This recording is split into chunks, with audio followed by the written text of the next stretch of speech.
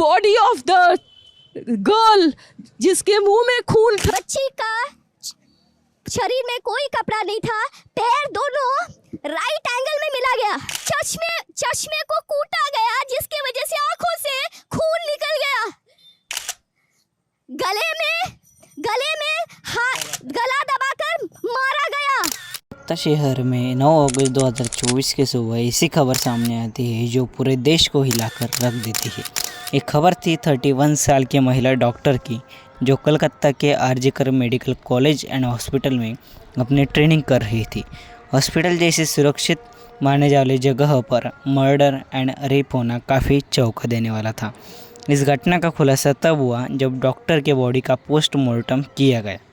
इस रिपोर्ट ने लोगों के रूह तक हिला दिया, क्योंकि यह सिर्फ एक रेप का मामला नहीं था बल्कि इससे कई खौफनाक था। पोस्टमार्टम रिपोर्ट में खुलासा हुआ कि उस डॉक्टर की हत्या गला घोट कर की गई थी, इतनी ताकत से कि उनका थायराइड कार्टिलेज तक टूट गया था। इस हत्या के पहले डॉक्टर ने अपनी जान बचाने की कोशिश की थी। इसके सबूत उनके शरीर पर मिले कई निशानों से सबसे डरावना सच तब सामने आता है जब डॉक्टर के प्राइवेट पार्ट पर घाव की निशानी पाई गई। इससे साफ हुआ कि ये सिर्फ मर्डर का मामला नहीं था बल्कि ये रेप के बाद किया हुआ एक खौफनाक हत्याकांड था। हॉस्पिटल के परिसर में इतनी बड़ी घटना होती है और किसी को कानों कान खबर नहीं होती। क्या उस रात कुछ ऐसा हुआ था जिसे गुस्से से जानकर आप भी बौखला जाओगे?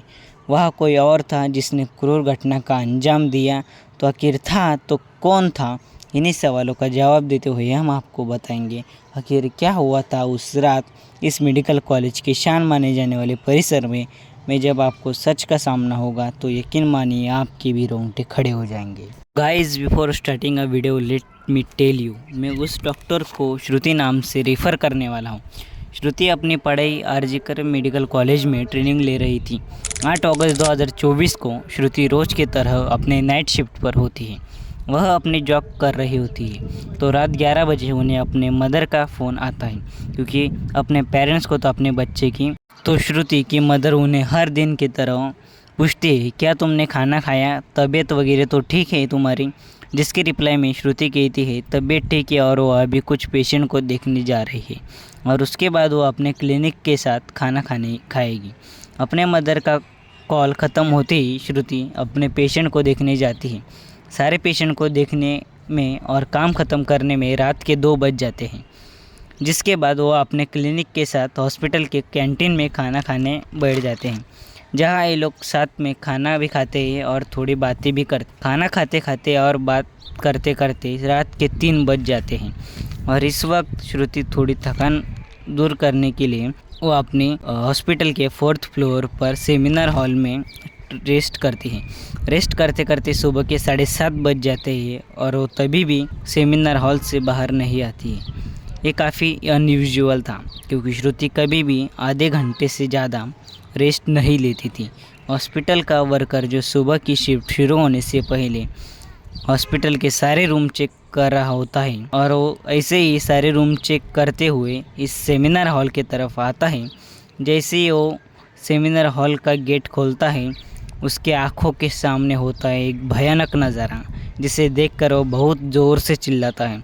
इस वर्कर की चीख सुनकर आसपास के सारे वर्कर इकट्ठा होने लगते हैं और देखते हैं कि श्रुति की बॉडी बिना कपड़ों की पड़ी हुई होती है और यहाँ खड़े सब लोग के लिए यह ड्रामा से कम नहीं था, स्पेशली दूसरे फीमेल्स डॉक्टर एंड वर्कर्स के लिए, क्योंकि उन्होंने अपने आँखों के सामने ऐसा नज़ारा पहले बार देखा था, वो भी हॉस्पिटल प्रेवेसी के अंदर।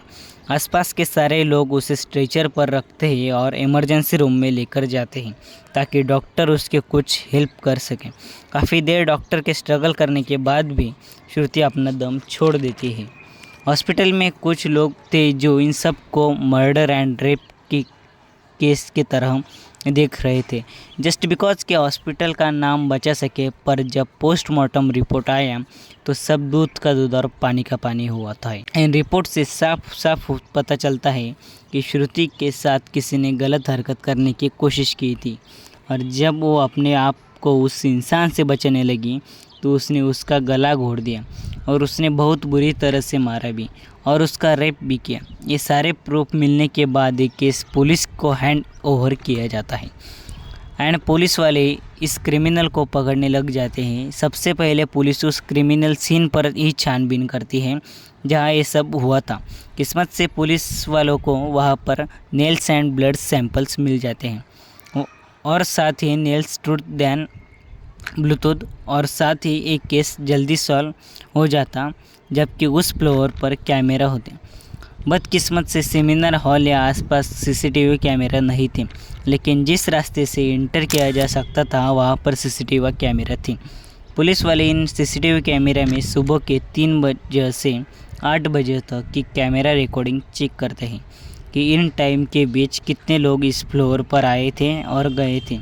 इन सीसीटीवी फुटेज को चेक करने के बाद पता चलता है कि टोटल 6 लोग इस फ्लोर पर आए थे और गए थे। ये पता लगने के बाद पुलिस वाले इन 6 लोगों को एक एक करके पूछताछ के लिए लाते हैं। वो लोग उस टाइम वहाँ पर क्या कर रहे थे और इन लोगों को वहाँ पर कुछ भी अजीब दिखा कि इन लोगों को पूछताछ के दौरान पुलिस वाले उनका फ़ोन का ब्लूटूथ भी ऑन करके देखते हैं कि जो ब्लूटूथ हेडसेट उनको मिला था वो इनमें से किसका था, क्योंकि आपको तो पता होगा कि आप किसी ब्लूटूथ डिवाइस को अपना फ़ोन पेयर करते हो तो अगली बार इजीली कनेक्ट हो जाता है। फाइनली पुलिस वालों की ये ट्रिक भी काम आती है क्योंकि यह ब्लूटूथ डिवाइस 6 लोगों में से एक के फ़ोन को कनेक्ट हो जाता है। इसका नाम था संजय रॉय, जो कि एक सिविल वॉलंटियर था। सिविल वॉलंटियर वो लोग होते हैं जो कि पुलिस के अंडर काम करते हैं और उनकी हेल्प करते हैं, जो कि छोटे मोटे कामों में मैनेज करने में। के लिए आपने बहुत सारे फेस्टिवल एंड अनथोराइज पार्टी में और भीड़ भाड़ वाली जगह पर देखा होगा कि कुछ ब्लू कलर की यूनिफॉर्म पहनकर ऑफिसर्स खड़े रहते हैं, जिनका काम होता है कि विदाउट एनी रीज़न कहीं भी ज़्यादा क्राउड इकट्ठा ना हो। तो पुलिस वाले को पहला कातिल मिल चुका था, जिसके बाद संजय रॉय से और गुस्से से पेश आने लगे। बट संजय पुलिस वालों के कोई बात का भी जवाब नहीं दे रहा होता क्योंकि वह ज़्यादा नशे की हालत में था।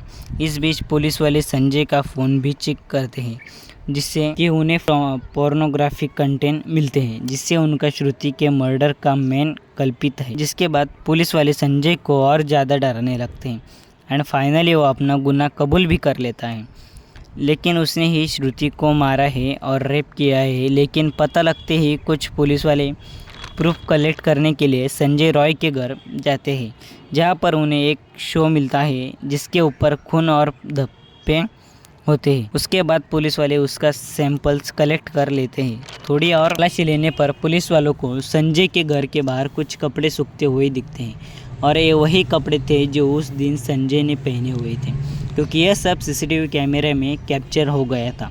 इससे जाहिर था कि संजय प्रूफ मिटाने की भी कोशिश कर रहा था, बट संजय उस वक्त वो ज़्यादा नशे में की हालत में था। वो सब इसलिए कर रहा था क्योंकि इससे उसको कम सज़ा मिले, शायद बिकॉज वो उस वक्त नशे में था। बाद में पुलिस वाले पर लगे हुए ब्लड सैंपल्स को चेक कर रहे होते तो तभी श्रुति के ब्लड से मैच हो जाता है, which was solid proof against hymns. सारी रिपोर्ट एंड डिटेल्स को एक साथ कंबाइन करके पुलिस वाले को पता चलता है कि उस रात संजय रॉय काफ़ी नशे की हालत में था और वो रात के 11 बजे हॉस्पिटल में इंटर करता है।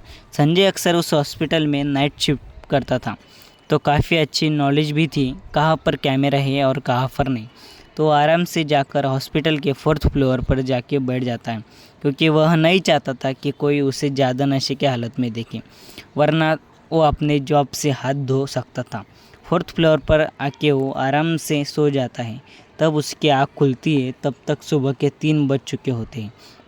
तभी संजय की नज़र श्रुति पर पड़ती है, जो कि रेस्ट करने सेमिनार हॉल में जा रही थी। श्रुति को अकेला देखकर संजय के इरादे बिगड़ने लग जाते हैं।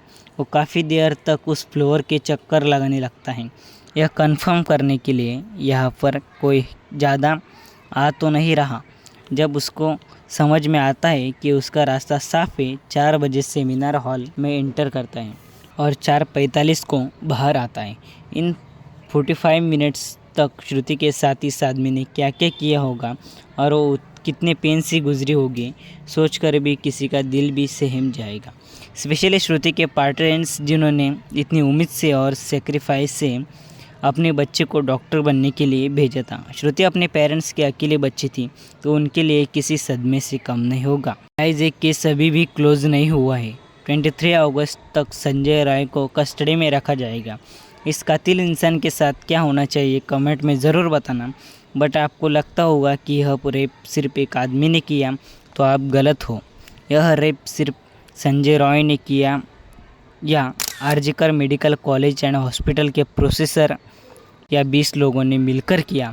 और इस केस में कौन सी पॉलिटिक्स पार्टी शामिल है, यह भी आपको अगले वीडियो में समझ आएगा। तो थैंक यू। अगर आपने चैनल को सब्सक्राइब नहीं किया तो अभी सब्सक्राइब करें और बेल आइकन को दबाएं, क्योंकि अगला वीडियो आपको मिल जाएगा। धन्यवाद।